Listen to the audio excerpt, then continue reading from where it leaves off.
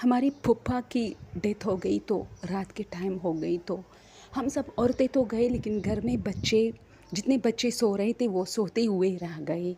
ये सर्दियों की शामें थी और रात के 1:30 बज रहे थे। तो मेरा एक भाई जो है वो घर में रुक गया क्योंकि बच्चे अकेले थे। उनका घर इतना दूर नहीं था, उसी गली में था, लेकिन फिर भी मेरा भाई वो कहता है कि मैं रह गया था, तो मैं सुबह तक इंतज़ार कर रहा था, सुबह हो जाए तो फिर बच्चे स्कूल वूल जाए तो बस फिर मैं भी आऊँगा इस तरह। तो कहते हैं कि उस रात अच्छा ये था कि बारिश बहुत थी, और ये जब बारिश का सिलसिला शुरू हो जाता है और सर्दियों की शामें होती है और आप अकेले होते हो, तो ये जो है माहौल को और भी ज़्यादा खौफनाक बना देते हैं। तो वो कहता है कि मैं इसी तरह बैठा था और मैं इन्हीं सोचों में था।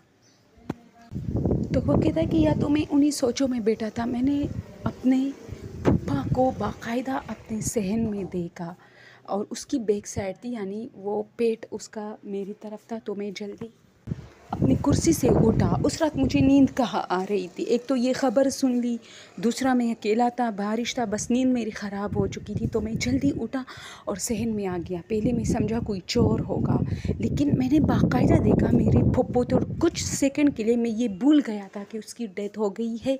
और दोस्तों वो कहता है मेरा यकीन करो कि मैंने उसे देखा कि वो सहन में था और इस तरह गेट की तरफ जाने लगा। अब मैं गेट पे पहुंचा तो गेट खुला था, हालांकि मैंने गेट खुद अपने हाथों से बंद किया था। मैंने जल्दी गेट वापस बंद किया।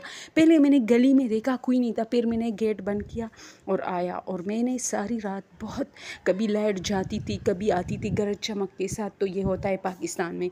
और फिर सुबह का इंतज़ार कर, और जब अज़ानें शुरू हुई फ़जर की, मैंने अल्लाह का शुक्र अदा किया। और मैंने ये बात किसी को नहीं बताया क्योंकि उस वक्त सब लोग जो है उस गम में थे। और बाद में मैंने अपनी अम्मी को बताया, जिसकी वजह से अम्मी ने मुझे जुटलाया था कि ये सब झूठ है, असल में तुम्हारे जहन पर वो इतना सवार था उसकी डेथ कि तुम्हें वो नज़र आया है।